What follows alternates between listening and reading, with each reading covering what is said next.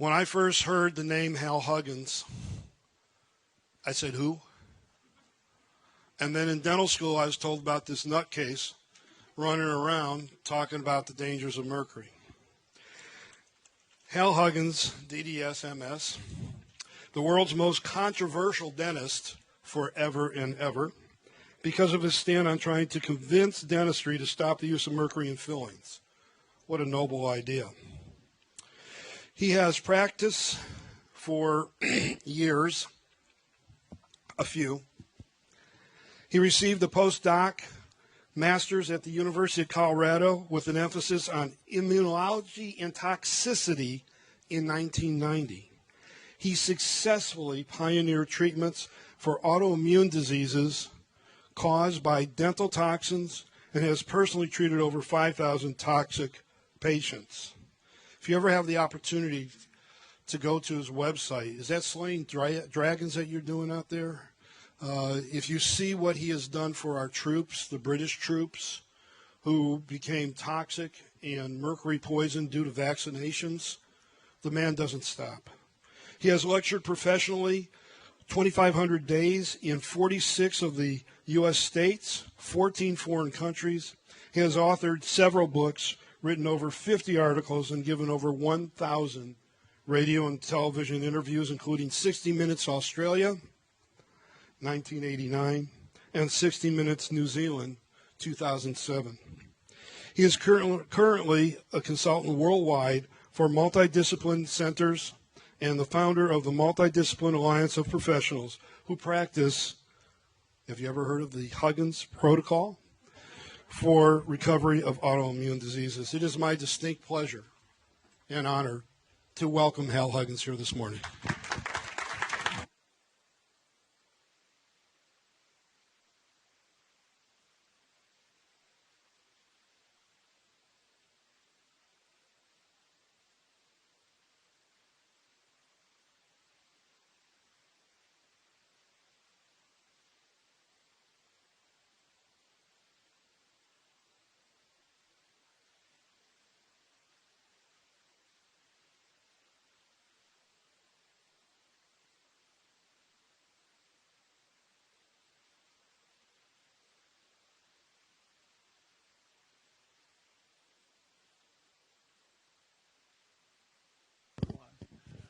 Okay, am I turned on now?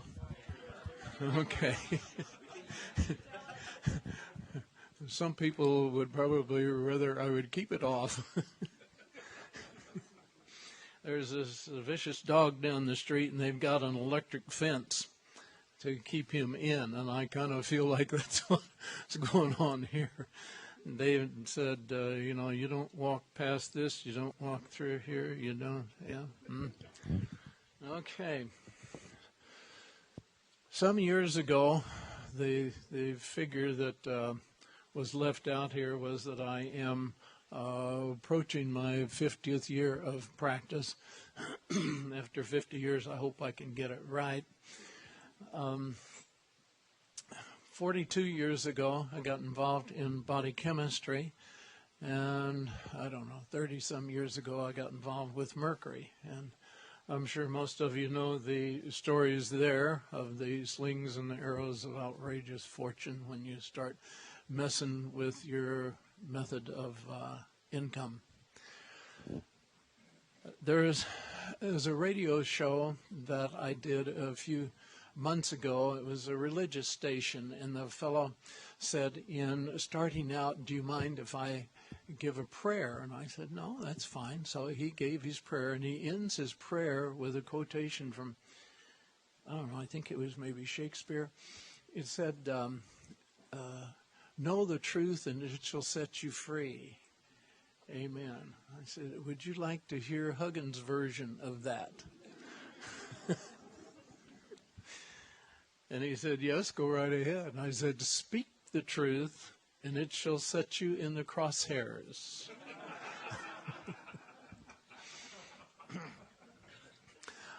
Several people I owe thanks to. Dr. Dawn, I appreciate your letting me changed the schedule. If you look in your book, it has all these pretty slides in it that I was supposed to be talking about, but I'm not. I got a permission to show the slides that about 20% of this information I didn't know last week. The whole slide series here was put together by Jamie starting Monday of this week, Monday and Tuesday. And a lot of the information came from Robert Wheeler in the DNA laboratory. And this has ignited a new fire in my aging body, as I have been told. But you know, there have probably been 20 people here who've come up to me and said, "My, you look good." You know, what are you expecting of me? Are you supposed to look like a cadaver?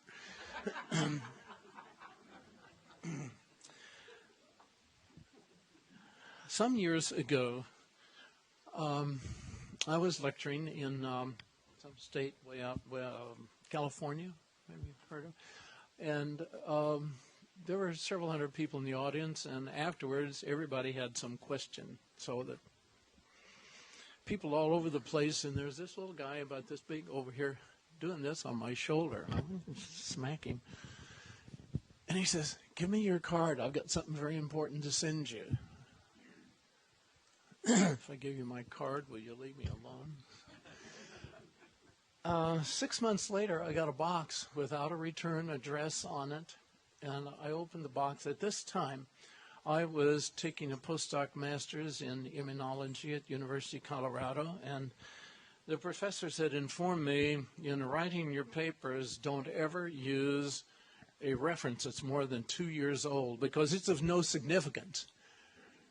And I said, "Oh, does that mean there's no significance to the Bible?" Anyway, I opened up this box, and here are papers from 1910, 1920, 1930, of no significance. Close it. But I had been hearing things from people like von Harada and a bunch of others who were talking about root canals and how they mess up the meridians. I thought, what? And as it turns out, meridians are invisible electric wires that run through the body. I said, well, can you see them on X-ray? And you can't see them, but they're there. My grandfather used to tell me, when I was a little kid, he used to tell me about the guinters out there. You couldn't see them, but they were there. So you didn't go out at night because the guinters might get you. Meridians. Okay. Then somebody called and said, I took out a root canal tooth, and now the local society is all over me for it. But, it's messing up the meridians. He said, do you have anything on root canals? No, I don't. Well, I just got this box. I don't know what's in it, but there's a book on root canals. Why don't I check this out? Well, I did check it out. This box had been sent to me by a man named Dale. And it took a while because there was no return address. I finally found the guy, and I said, what's this box of old papers? And he said, do you know Weston Price? I said, no. And he said, Weston Price, in about 1947, was on his deathbed, and he called me to him. And he said, I feel I really did a good job on nutrition, but I did not get the point across on root canals, as hard as I tried for 35 years. That's my steamer trunk over there. And it is full of papers that are from me.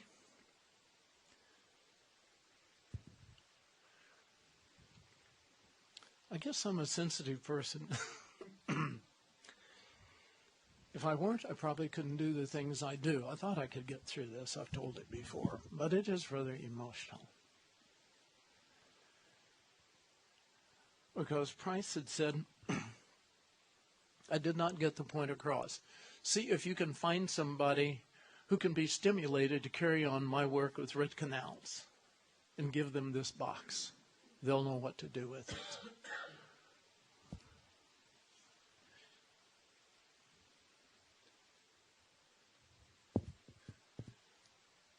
40 years later. It was given to me. The Dead Sea Scrolls of Dentistry. I opened a book by Weston Price. And in 3 pages, it changed my life again. A course correction. At that time, by my own modest admission, I was pretty good at doing root canals. Not too many people here know that I used to teach a course called the 8-Minute Alloy, how to do 6-handed dentistry and placing amalgams.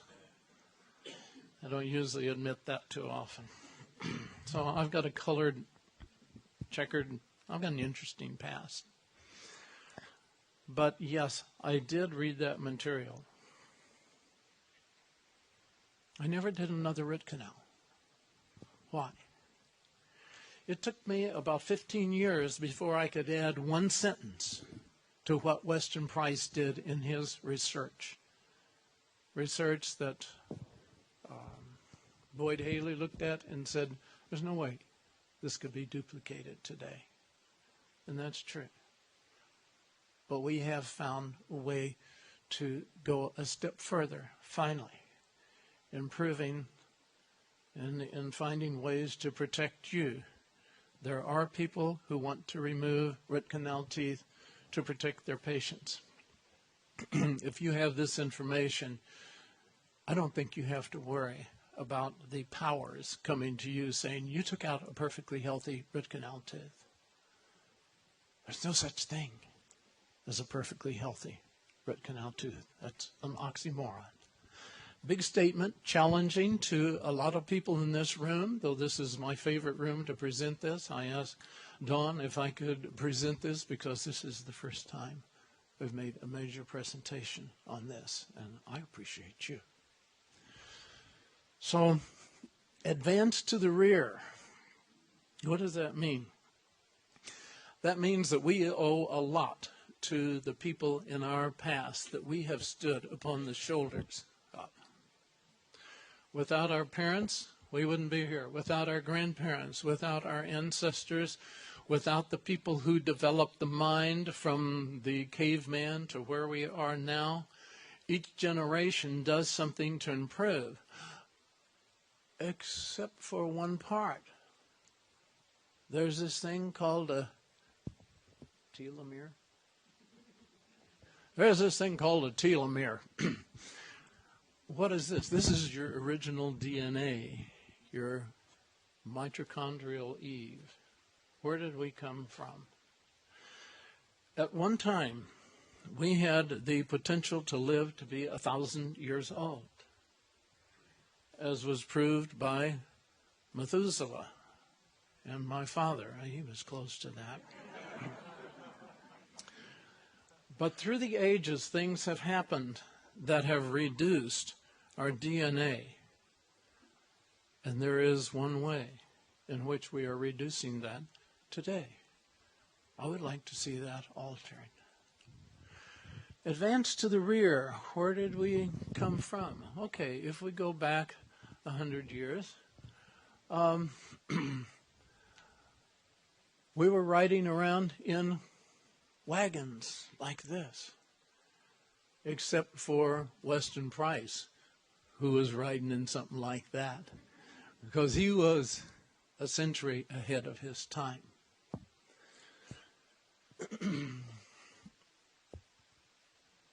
Okay, if we look back, in 1900, a 90-year-old man was a really old man. And in the year 2000, 2011, a 90-year-old man is still a really old man.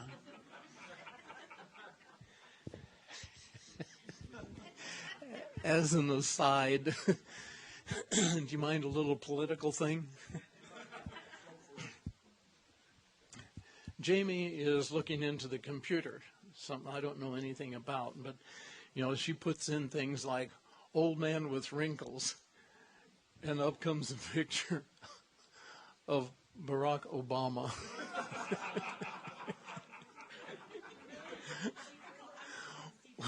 what he looked like 4 years ago and what he looks like now. He looks like a 90-year-old man. So how much have we advanced there? Well, if we look back in 1899, in the Journal of the American Medical Association, there were 2 articles concerning heart disease. In 1900, there were 0 articles on heart disease. In 1901, there was 1 article on heart disease. And yet by 1920, Weston Price expressed concerns about heart disease because it was approaching 10% of the population. Where did it come from? How come it was growing so fast? Today, heart disease accounts for over 25% of the deaths. I have a friend who is a forensic pathologist, coroner in Colorado Springs, and he said, as modern as things are today, still 25% of the death certificates I sign say cause of death unknown. I think maybe we can find some of those causes of death. Here are some of the advances that we have made in the last century.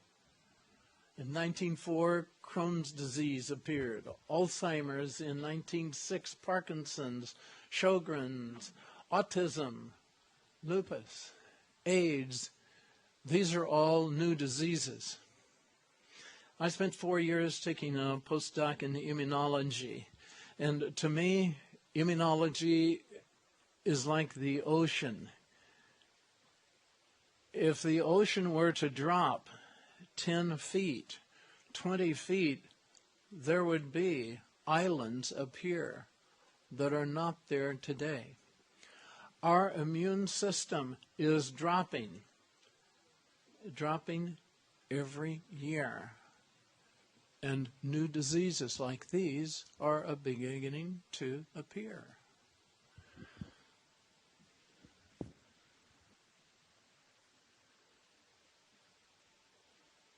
What kind of advances are we making? Well,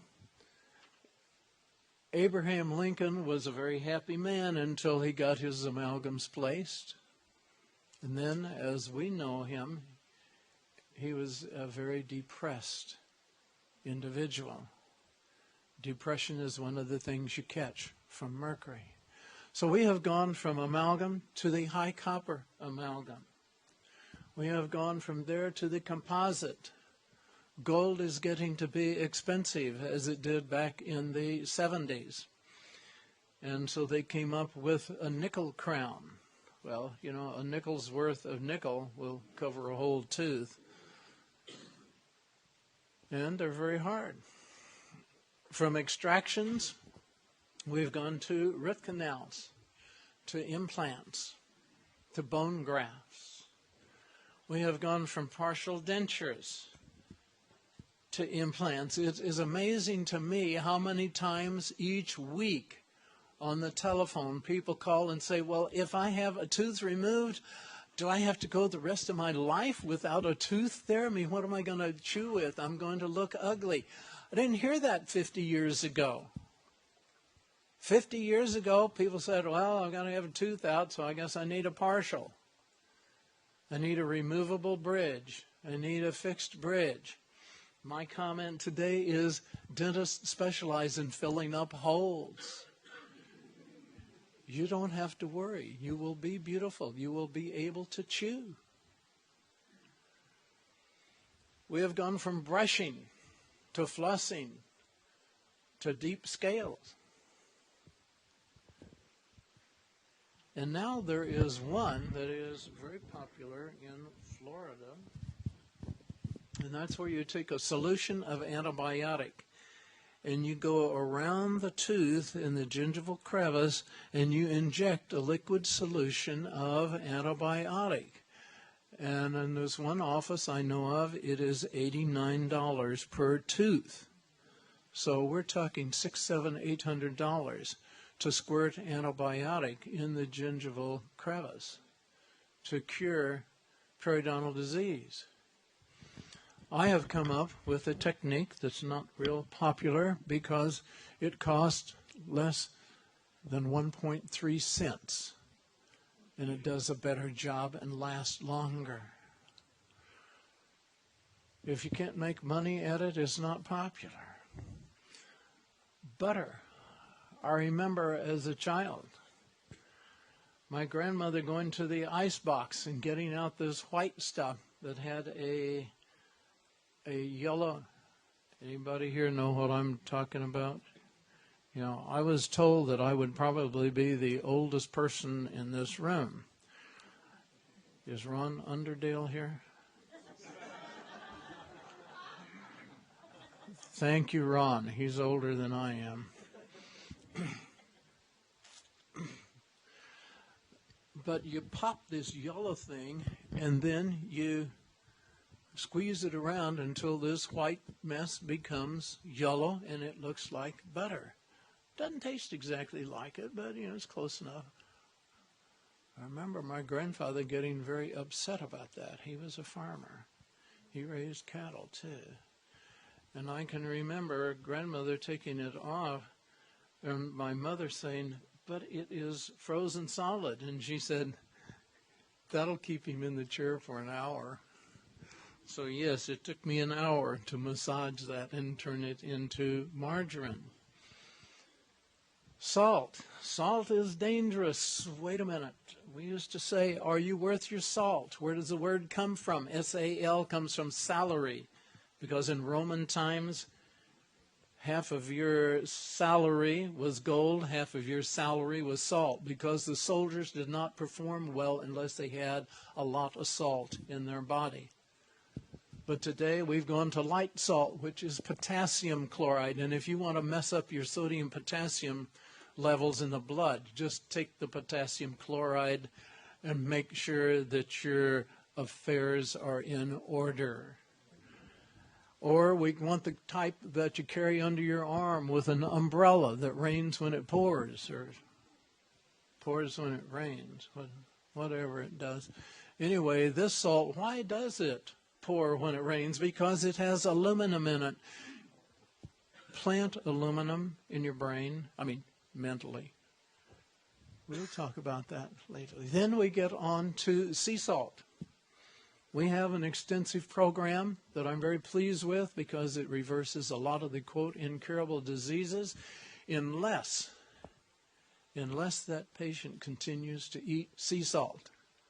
If they do everything I tell them, but they eat sea salt, they're not going to get well. Advance to the rear. Go to the low-fat diet. If there were no fat in the food, you would not eat it, you would spit it out. So we have to compensate for the low fat by putting in excitotoxins. These are chemicals that make your tongue and make your nervous system think that things taste good while it's killing your nervous system. It's interesting to me that in the airlines, when I have my suitcase, and if it arrives the same place I do at home, it says COS, which stands for Colorado Springs.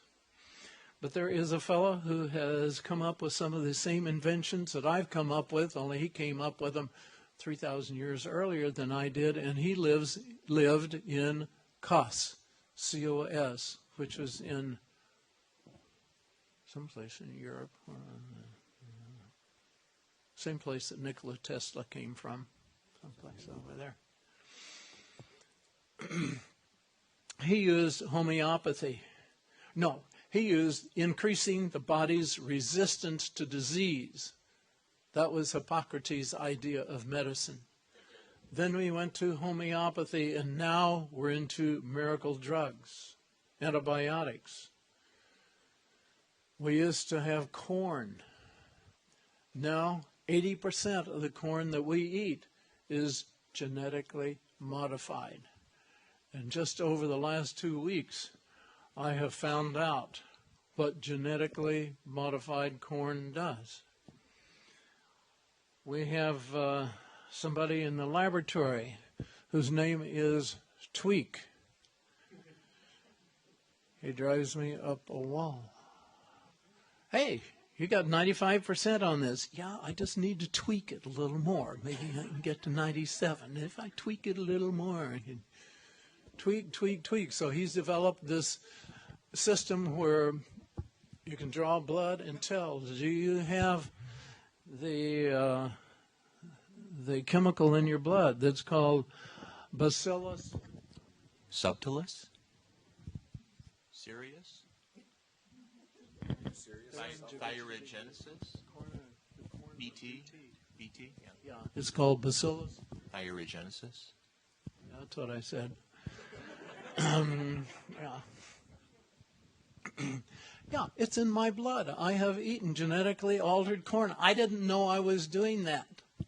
I just found out last week in Pennsylvania what that stuff does to animals. Is it going to do that to people? I'll clue you, it is doing that to people. And it is not good. And if you had an injury, Mama kissed the boo-boo, and now we use antibiotic creams.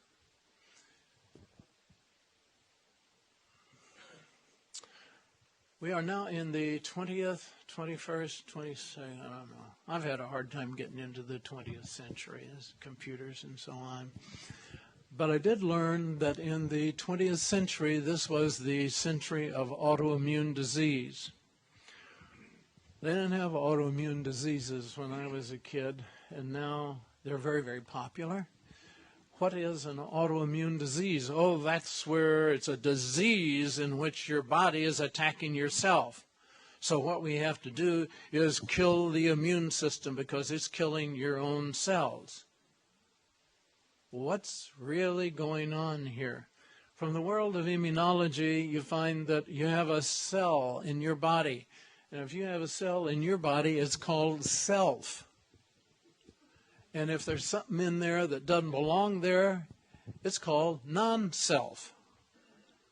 Those are good names, easy to figure out. But if you have a self cell,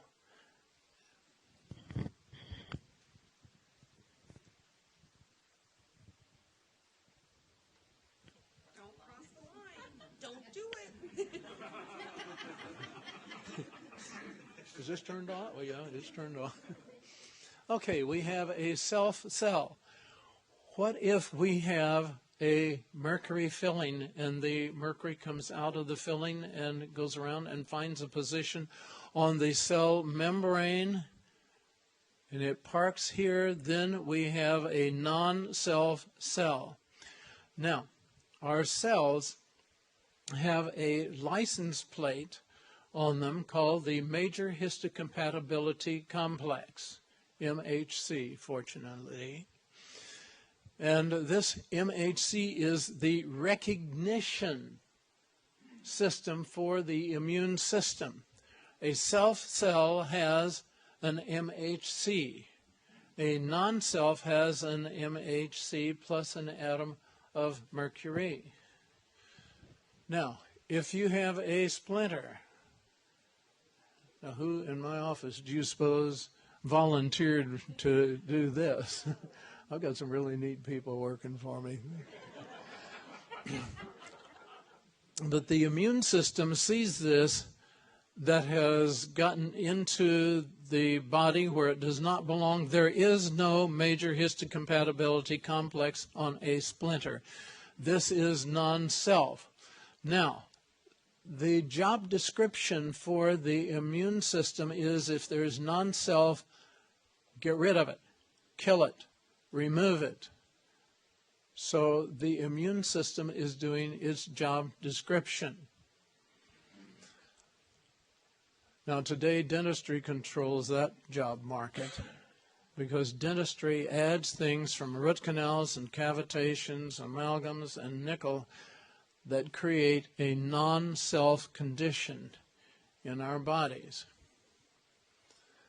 Now, you may or may not be familiar with some of the symbols like Cu. There's no U here. All right, Cu is for copper. There's nickel.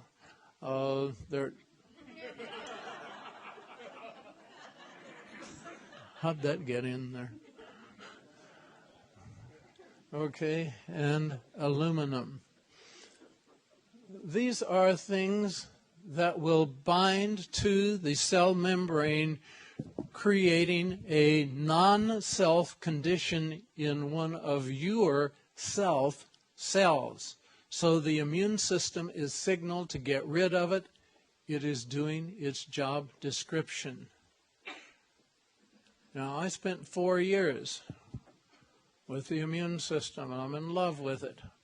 A patient comes in to me with an autoimmune disease. Hey, you're messing with family. You leave the immune system alone. Maybe your immune system, it's my immune system too. I don't like people killing off the immune system, and yet this is the treatment for autoimmune disease. If you apply that to the armed forces today, I'll tell you how we can stop the war in Iraq immediately. That would be kill all the American soldiers.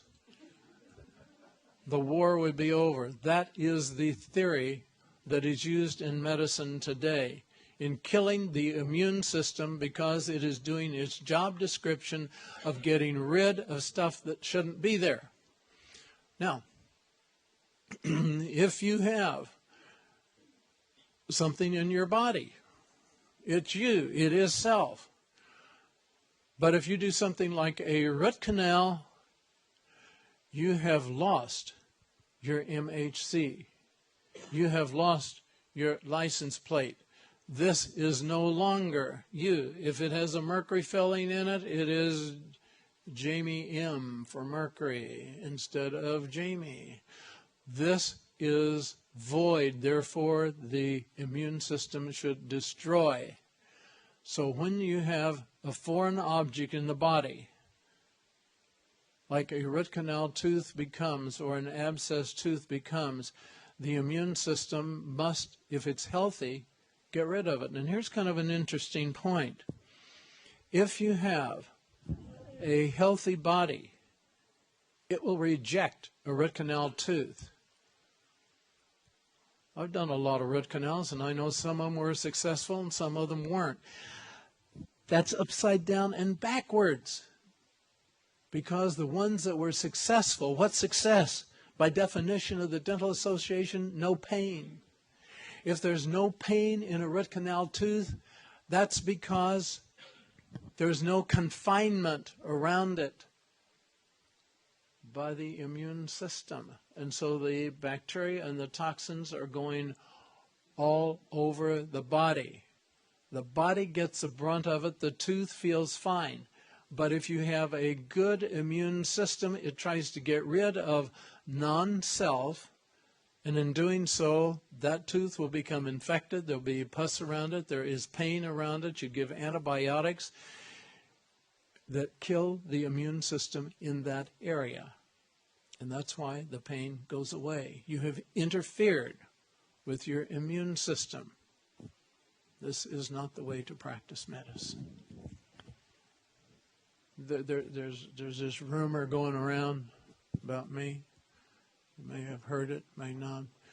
It's rumored that I'm opinionated. Well, I'm opinionated from 50 years of looking at stuff like this and dealing with people who are dealing with their own death, even if they are up in years, like 35, now 25. Younger and younger people are getting sicker and sicker with autoimmune diseases. And you look in their mouth, if you know what to look for, you can find the origins. Then there is my real concern.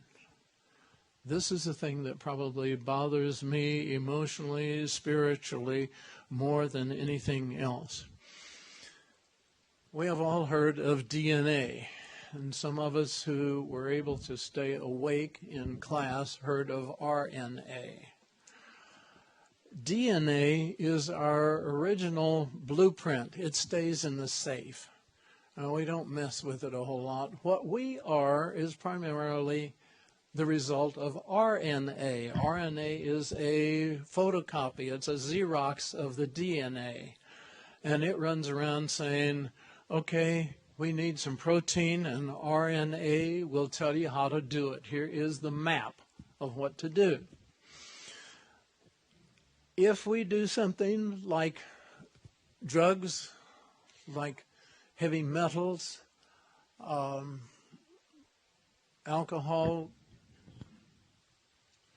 any of these things that are not particularly good for us, we disturb the RNA and we become ill.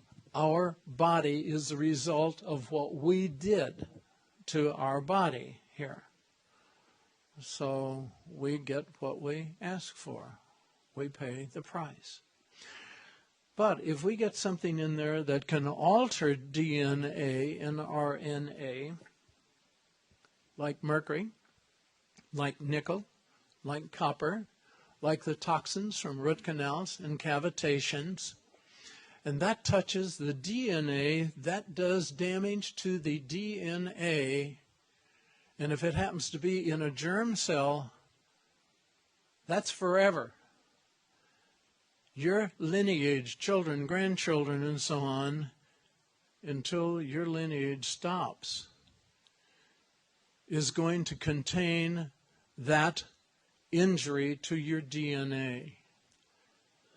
And as many people as who have amalgam in their mouth today, as many people who have gone through chrome crowns and braces, as many people who has had root canals, as I understand it, there is now a quota. Is that the right word? 30 million root canals a year, which was accomplished in 1999. So now it's been moved to 40 million root canals a year, to 60 million root canals a year, of which we are accomplishing 40 million. I've got some interesting stories on how people got root canals. Not the same way I used to diagnose when I did root canals. But at that time, we did not have a quota either.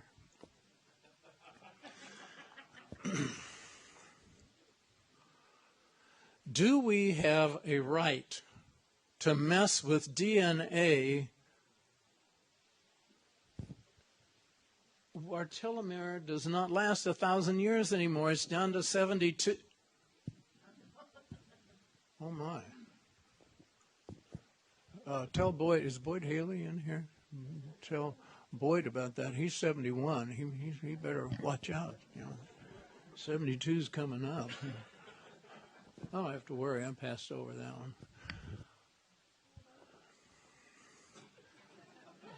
But that's one of the advantages of being deaf. Whatever that was, I didn't hear it. And where did I develop my deafness? In the dental office, having mercury splashed up in my ears, cutting those little villi down till now I can see lips moving. Yeah, her lips are moving.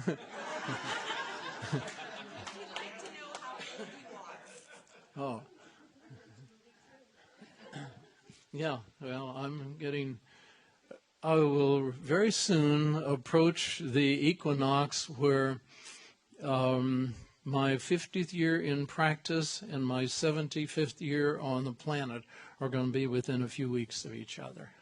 So send me a Christmas card. Thank you. But it bothers me that as in dentistry, we can hold the future of the race, the human race, in our hands with that drill, with that thumb that places in the amalgam, with the nickel crowns, with the root canals, with the cavitations, because our association tells us, leave the placenta in. Placenta? Yeah.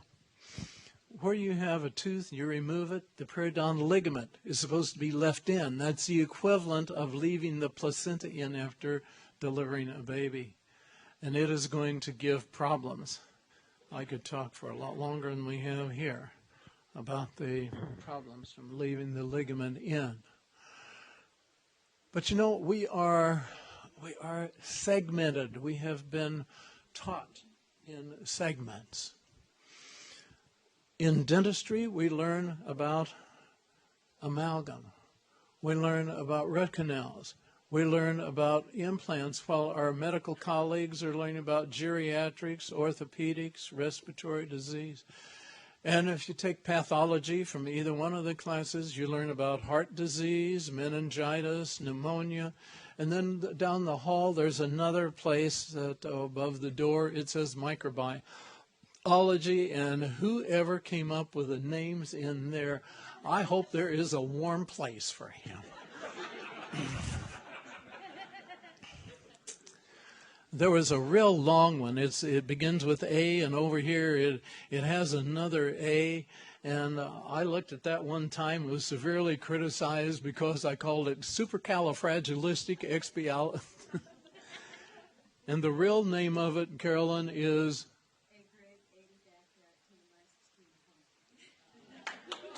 Very good. Give her a hand. Right. But what I didn't know until the last few years is we should be connecting the dots.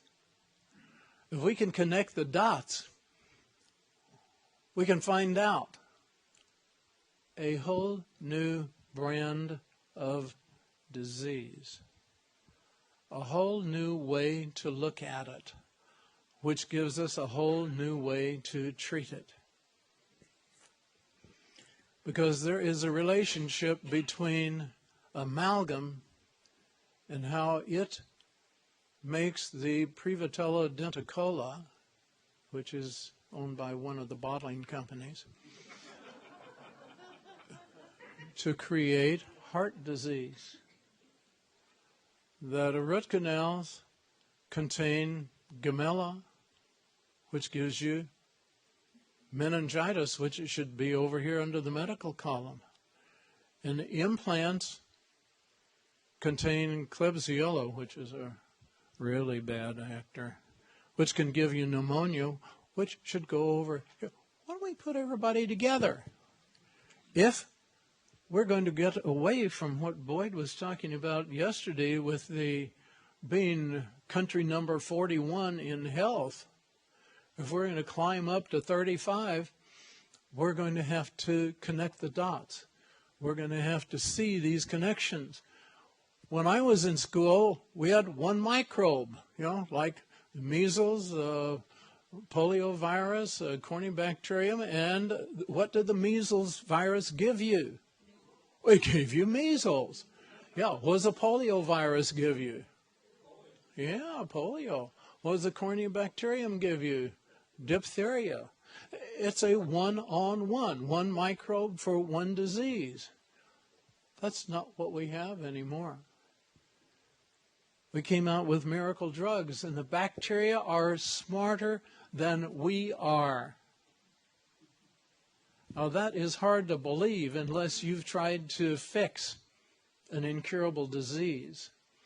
You get a bacterial infection, and it's not easy to correct because the bacteria get together as groups. You have groups of bacteria that go beyond their own family. They didn't used to do that. But now they bring in other members of other families so they can work together. So if they have a hard time bringing the body down, you take the heart, I'll take the lungs, you take the muscles, and you take this, and now all together, let's go attack that body. And gene deletion, we are doing that. We, being dentists, are creating gene deletions. We're already working with a short telomere, and then if we get exposed to mercury, in 1909 they started placing amalgams in blacks. When I was a kid, they were Negroes. Today they're black. I don't know. Look same color to me. And in 1910, the next year, we started seeing an outbreak of sickle cell anemia. How many genes had to be deleted to come up with sickle cell anemia? 1. It only took 1 gene deletion out of a bazillion genes that we've got in there. You knock out 1, and we have an incurable disease.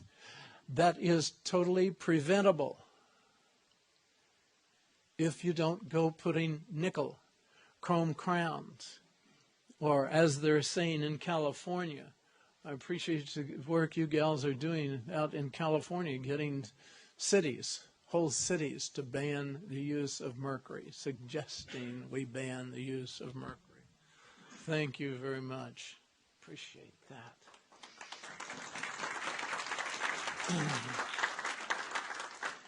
And what's dentistry's excuse?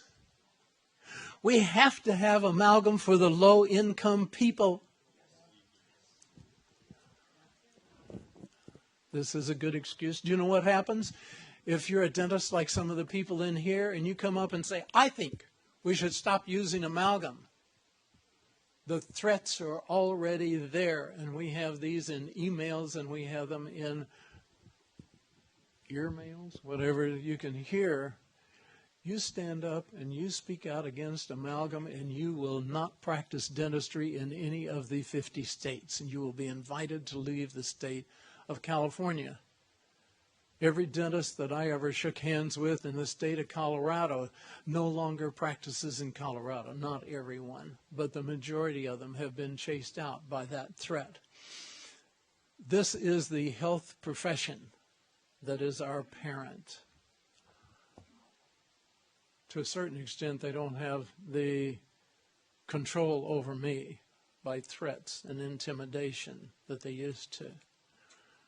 But still, they carry it farther than that. Some of you know that my former wife is my former wife because in an effort to kill me, they missed and got her. And they said she would not live through the night. But she did, because she had a high enough cholesterol to fight it off.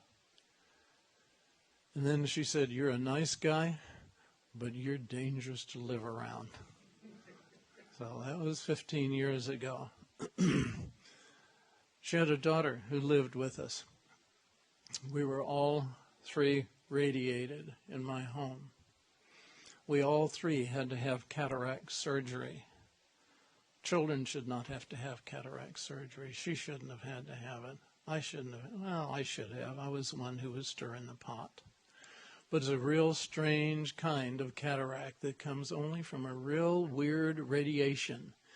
And there was one man with a soul who called me and would not give his name. But he said, I am getting out of this organization, an organization that everybody here has heard of for years. Because someday I'm going to face St. Peter, and I know what I've done to people like you. I'm gone. But I want you to know that what's happened to you is not by accident. It's by plan. So you are brave souls, and probably brave because you don't know the power of our parent organization. So I appreciate what you are doing. But you will not have to put up with what I put up with. And if you guys get down there in Nairobi at the end of this month, isn't it? And we get dentistry at the top of the list for creating mercury toxicity, and mercury worldwide becomes banned, you won't have to worry about it. You will be protected. Gene additions. This is another thing that the bacteria can do. They look around, they find an old dinosaur DNA, and they take it and put it on the end of their heel, just like some women I know who are 5'2" and end up being 6'2" because of their high heels. Gene additions do not create healthy people, but they create bacteria that keep us from being healthy. gene combinations. If this doesn't work, hey, let me take some of my DNA and it's yours for the asking. So these bacteria are getting stronger every day. Antibiotic resistance is something that was caused by dentistry. The bacteria were about to die from the mercury, and so they created a combination, addition, deletion. They created something within themselves to convert the mercury into methyl mercury. The methyl mercury was light and would come up and go out of the bacteria cell, may contaminate the host, but the bacteria lives. Simultaneously, when the bacteria became resistant to mercury, it became antibiotic resistant. So we in dentistry created that also. We created the Antibiotic of the Month Club. Because these guys, Bob has a real interesting slide that shows how the bacteria share their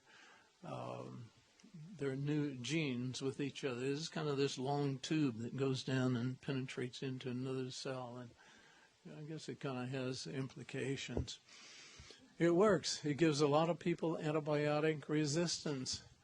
And of course, if we develop new genes, we can develop new diseases. And you just saw a list, partial list of the new diseases. Gene transference. Destroy the immune system. Hey, all we have to do is wipe out the lymphocytes, because the lymphocytes place the flags on the cells that need to be destroyed. And then we need the PMNs, the monocytes, the eosinophils, the basophils. We don't need any of that if we can just kill off the lymphocytes, and particularly the T lymphocytes. Kill those off, and hey, the rest of them don't have a leader anymore. So there are a bunch of bacteria that we found in, where was it? In root canals that can do this. So one of the primary responsibilities of these 4 bacteria is to wipe out the immune system. Well, disease used to be a microbe and a susceptible human being. Not that way anymore, because we now have the marriage between metals and microbes. The microbes, they used to produce disease by themselves.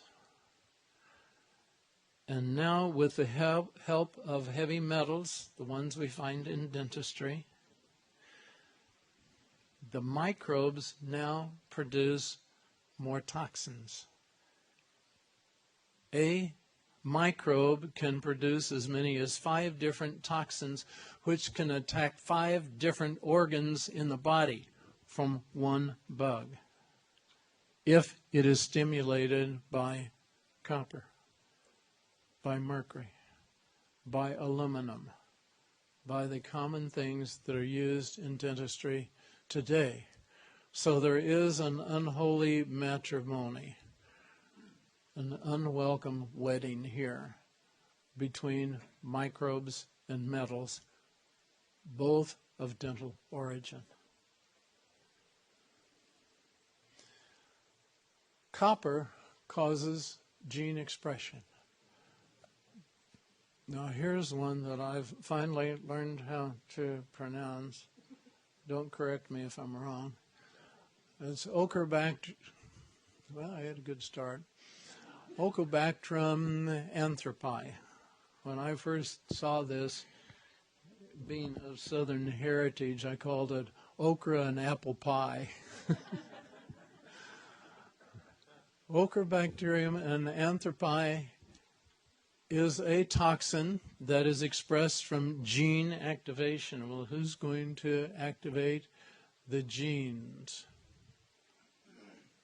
Copper activates the genes. Copper from the high copper amalgam. Now, in this slide, all right, this that we see here is the toxin itself. We got a little well up here, and this is all done by electrophoretic separation. You got a charge up here and a charge up here, and it makes things migrate. And they're going to stop at a specific molecular weight. And the control is not on this. We do need to improve this slide. Like I said, this is brand new material, and I've noticed that we do have the control on one of the slides, but not here. The control looks just like this, meaning that here is a spike of that bacteria. Now, why am I interested in that bacteria? Because in the literature, it says that this is a very rare bacteria. Don't bother looking for it because you're never going to find it. Well, that's some kind of challenge. Where do I have the most trouble? Which disease gives me the most trouble? Lou Gehrig's disease, ALS, amyotrophic lateral sclerosis. So I looked. What are the chances of finding okra and apple pie the first time? 1 in a million. With the first ALS patient, I found it. Hey, wouldn't you know, there's that bait, and I was hooked. So I looked at another ALS patient for this rare bacterium. There are only 54 articles worldwide ever written on this, and 50 of them are repeats of the first 4. So there's not a whole lot known about it, but some funny things. It'll increase the pulse while decreasing the blood pressure. That doesn't sound right, but it does it. So that's kind of a characteristic that we find in ALS, or I mean in Ochrebacterium anthropi. Is there a relation? So he looked for a second. The chances are 1 in a billion that we would find 2. We found it. A third, we found it. A fourth, we found it. This is so rare that we found 14 out of 14 had this bacterium. This very rare bacterium. Is there a possibility that there's a connection between this and Lou Gehrig's disease? How do you get it anyway? If you add copper at 1 part per million, you get the formation of a toxin that comes from anthropi. Okay, number 2 was 1 part per billion. And what do we have? Equal intensity of that toxin. But the bacterium produces 4 different toxins. This is just one of them. What happens if we go on to 1 part per trillion? What happens if we go to 1 part per quadrillion of copper? We get the same activity that we do at 1 part per million. Where are we getting all of this copper? When I was in dental school in the 50s, dentistry had banned copper amalgam because it had 20% copper in it. It was banned, so they gave it to the dental students. And we used it to pack these little dies onto which we did. Is anybody here old enough to have had the course called Stacking BBs? Nobody's that old? What do you don't want to know. Well, there's been a quantum leap since then, yes, because that's how you make porcelain. You take these little tiny beads of porcelain and you stack them up here and you put them in the oven, and just as it's going in the oven, they all fall off.